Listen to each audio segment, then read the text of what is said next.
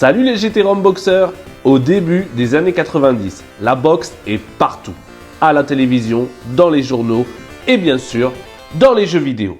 Nintendo a marqué les esprits avec Punch-Out et Mike Tyson. Et de son côté, la Mega Drive tente aussi sa place sur le ring, avec plusieurs jeux de boxe mettant en avant de vraies légendes comme Ali, Holyfield ou Foreman. À cette époque, la boxe, ça vend. Puis, en 1990, tout bascule. Mike Tyson, alors considéré comme intouchable, se fait battre par un outsider, James Buster Douglas, un des plus grands chocs de l'histoire du sport. Et c'est exactement dans ce contexte que ce jeu apparaît.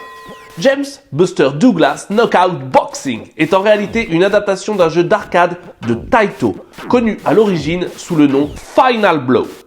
En 1991, Sega rebadge le jeu hors du Japon avec le nom de Buster Douglas, en plein timing médiatique afin de surfer sur l'actualité.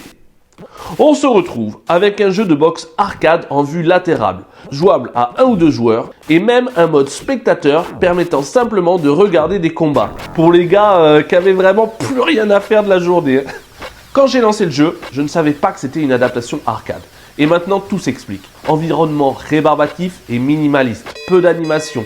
Les boxeurs sont plutôt bien modélisés. On essaie de mettre en place quelques petites stratégies de coups, mais ça reste très limité. Donc mitigé, mais pas négatif. Je n'ai pas trouvé le jeu nul. Il ne m'a juste rien fait ressentir de marquant.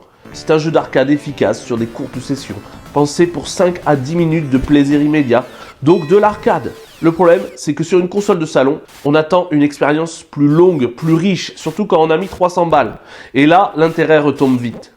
Allez, on se met des gros coups de poing de like, on se met un uppercut de partage et on suit